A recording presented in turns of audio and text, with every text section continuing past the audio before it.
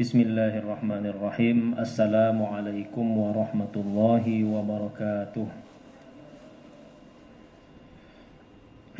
Alhamdulillah. Wassalatu wassalamu ala rasulillah. Wala hawla wala quwata illa billahil aliyyil azim.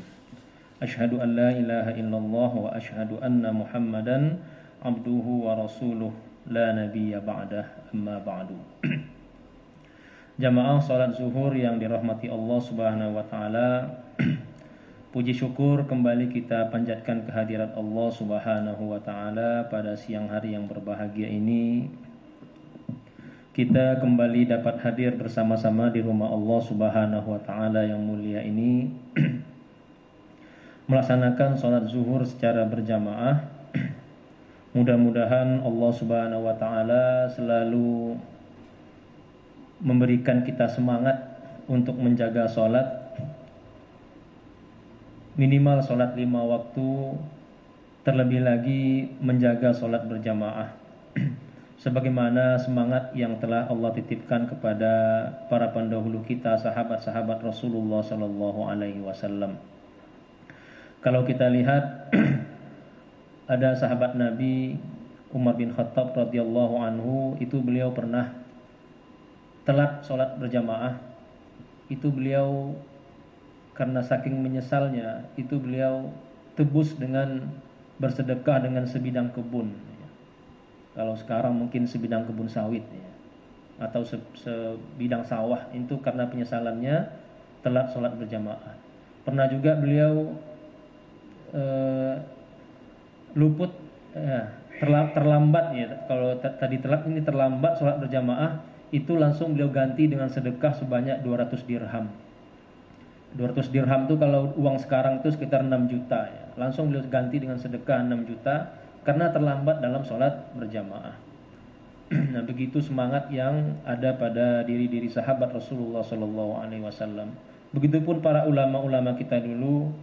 Kalau kita lihat ada ulama namanya Abdullah Ibnul Mubarak. Itu beliau mengatakan, beliau itu tidak pernah ketinggalan takbiratul ihram atau rakaat pertama itu selama 50 tahun. Artinya 50 tahun itu beliau selalu takbiratul ihram itu sama imam itu beliau sudah hadir di masjid. Artinya tidak pernah terlambat sama sekali dalam melaksanakan sholat berjamaah.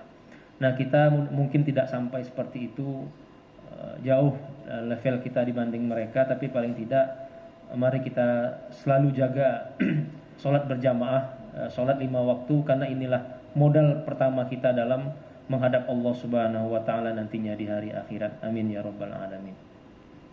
Jamaah yang dirahmati Allah Subhanahu wa taala, seperti biasa kita akan membaca dalam kesempatan yang mulia ini hadis ya, dari kitab Al-Arba'in An-Nawawiyah, yang insyaallah pada hari ini kita akan membaca hadis yang ke-27. Bismillahirrahmanirrahim. Al-hadisus sabi' wal 'ishrun. Hadis yang ke-27. Anin Nawas bin Sim'an radhiyallahu ta'ala anhu. Diriwayatkan dari sahabat yang bernama Nawas bin Sim'an. Nawas bin Sim'an ini memang kurang populer ya. Tidak seperti misalnya Abu Hurairah, Umar bin Khattab dan segala macam. Tapi beliau dikatakan beliau ini lahu suhbah. Beliau ini termasuk salah sahabat Rasulullah Sallallahu Alaihi Wasallam yang tapi mungkin intensitas kebersamaan beliau dengan Rasulullah Sallallahu Alaihi Wasallam itu tidak seperti sahabat-sahabat yang lain. Oleh karena itu tidak banyak riwayat hadis yang sampai kepada kita dari beliau ini. Anin Nabi Sallallahu Alaihi Wasallam, beliau meriwayatkan bahwa Nabi Muhammad Sallallahu Alaihi Wasallam bersabda, qala, Rasulullah bersabda, al-birru husnul khuluq. Kata Rasulullah Sallallahu Alaihi Wasallam, al-birru husnul khuluq. Yang disebut dengan kebaikan itu adalah akhlak yang baik. Jadi ini adalah kunci dari Nabi Sallallahu Alaihi Wasallam. Bagaimana kita mengenal kebaikan? Apa sesuatu yang disebut baik itu? Nah, Nabi mengatakan al-birru husnul khuluq. Yang disebut dengan kebaikan itu adalah akhlak yang baik. Sesuatu yang kita senang melakukannya dan orang senang melihatnya. Orang senang mendapat perlakuan seperti itu dan kita pun senang melakukannya. Itu namanya albirru husnul khuluq. Akhlak yang baik. Sesuatu yang indah dipandang, indah dikerjakan, indah dilihat. Wal ismu, dan sebaliknya yang disebut dengan dosa itu kata Rasulullah sallallahu alaihi wasallam, mahaka fi nafsika, sesuatu yang meresahkan di dalam dirimu, meresahkan dalam jiwamu, sesuatu yang membuat kita resah. Resah baik sebelum melakukan maupun setelah melakukan. Kita gelisah mau melakukan itu, ragu-ragu, gelisah. Setelah dilakukan pun jadi gelisah juga. Nah, itu ciri-ciri dosa itu utamanya seperti itu kata Nabi. Mahaka fi nafsika wa karihta ayattali'a alaihin nas. Dan lebih dari itu, wa karihta, dan engkau tidak ingin, tidak suka ayattali'a alaihin nas, perbuatan itu diketahui atau dilihat oleh orang lain. Hadis riwayat Imam Muslim. Jadi kalau kebaikan itu sesuatu yang enak dipandang, sesuatu yang indah untuk dilakukan, akhlak yang baik. Nah, sementara ciri-ciri sesuatu itu kemungkinan besar adalah dosa, kata Nabi, itu cirinya ada dua. Yang pertama, sesuatu yang kita gelisah untuk melakukannya.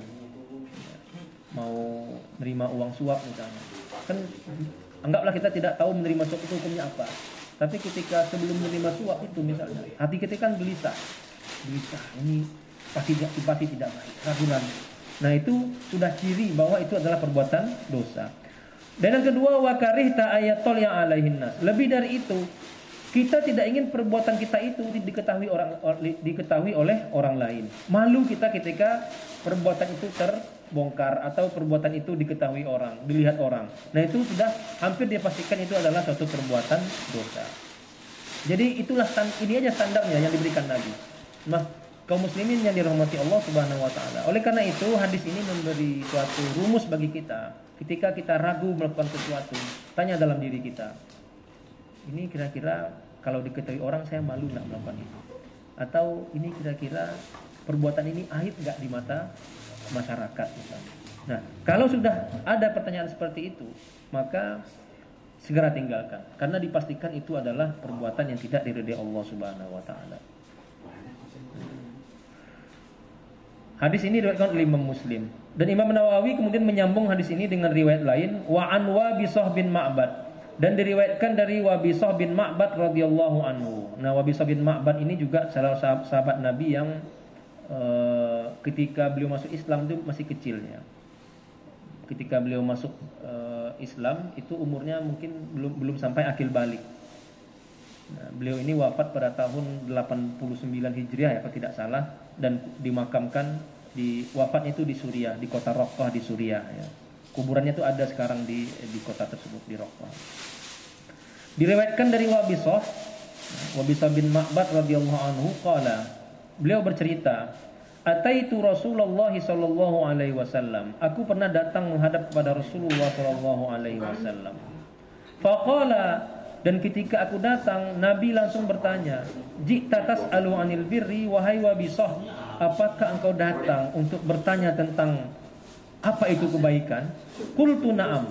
Wabisah menjawab, "Iya wahai Rasulullah." Nah, ini menunjukkan bahwa Nabi itu kadang sudah tahu maksud kedatangan sahabatnya itu untuk apa. Qala, maka Rasulullah sallallahu alaihi wasallam berkata, "Istafti qalbak." Kalau engkau ingin tahu apa itu kebaikan, istafti qalbak. Dalam riwayat lain, fajama'a baina asabihi, Rasulullah kemudian menggenggam tangannya, wa wada'aha ala sadrihi, sambil kemudian Nabi meletakkan tangannya itu di dadanya. Kata Nabi kepada Wabisah, "Wahai Wabisah, kalau ingin engkau tahu apa itu kebaikan, istafti qalbak, tanyalah hatimu."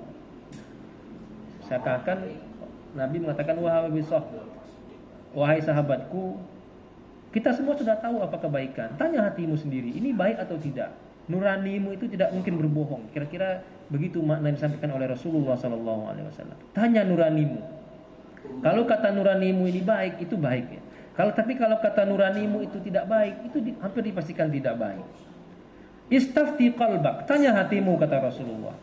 Albirru matma'annat ilaihin nafsu. Yang disebut dengan kebaikan itu adalah sesuatu yang menenangkan di dalam diri. Kita setelah melakukannya itu menjadi tenang, menjadi lega, menjadi senang. Cobalah sesekali misalnya kita habis bersedekah kepada orang yang membutuhkan.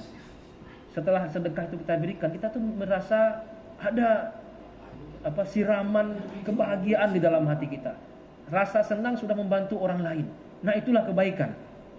Ketika sudah menolong orang misalnya, sesudah kita melakukan sesuatu yang baik, ada ketenangan yang ada di dalam diri kita. Nah, itulah yang disebut dengan tanda-tanda kemungkinan besar itu adalah kebaikan. Matma'annat ilaihin nafsu. Kebaikan adalah sesuatu yang ketika engkau lakukan jiwamu jadi tenang. Watma'anna ilaihil qalbu. Hatimu pun menjadi tenang. Jiwa tenang, hati pun tenang. Tidak ada kegalauan dalam pikiran kita setelah melakukan itu. Wal ismu, dan sebaliknya, dosa itu adalah mahaka fi nafsika. Sesuatu yang menggelisahkan di dalam jiwamu. Baik ketika sebelum melakukannya maupun setelah melakukannya. Kita gelisah, maka itu hampir dipastikan adalah dosa. Wa taraddada fis sadri. Dan dadamu itu menjadi berguncang. Makanya orang melakukan satu dosa itu biasanya sembunyi-sembunyi karena ada kegelisahan di situ. Gelisah diketahui oleh orang lain. Wa taraddada fis sadri. Wa in aftakan nas, walaupun banyak orang yang engkau tanya lalu mereka mengatakan enggak apa-apa, ini bukan kesalahan. Wa aftauka, walaupun sekian orang yang kau tanya gimana ini perbuatan ini, dan mereka bilang enggak apa-apa, jangan khawatir segala macam. Nah, tapi nurani kita berontak. Nah, maka kalau sudah seperti itu, maka itu tanda-tanda kemungkinan besar itu adalah suatu perbuatan salah. Nurani kita tidak terima, tapi ketika tanya orang lain, orang mengatakan enggak apa-apa, enggak ada masalah. Nah, kalau sudah begitu, kata Rasulullah SAW, hati-hati, karena kemungkinan kalau ada gejala-gejala seperti itu, maka yang kita lakukan itu adalah suatu kesalahan. Hadisun hasanun rawainahu fi musnadil imami Ahmad bin Hanbal wa Darimi bi isnadin hasan. Hadis ini diriwayatkan dari Imam Ahmad bin Hanbal dan Imam Ad-Darimi dengan sanad yang hasan. Jamaah yang dirahmati Allah Subhanahu wa taala, ini mungkin hadis yang sering disampaikan oleh para ulama kita. Mudah-mudahan ini menjadi pegangan kita dalam kehidupan sehari-hari. Yang kita cari adalah ketenangan hidup. Ketika kita tenang hidup kita, insyaallah itulah awal dari kebahagiaan kita. Dan sebaliknya, ketika kita melakukan satu kesalahan, selalu gelisah, tapi kita tetap juga berbuat, maka mungkin di situ adalah awal dari penderitaan kita hidup di dunia dan juga menjadi hisab kita yang berat di hari akhirat. Mudah-mudahan Allah selalu melindungi kita semua dan Allah selalu memberi kita taufik dan hidayahnya. Mudah-mudahan yang sedikit ini bermanfaat, terutama bagi kami pribadi. Mohon maaf yang sebesar-besarnya atas segala kesalahan. Usikum wa nafsi bi taqwallah. Wassalamualaikum warahmatullahi wabarakatuh.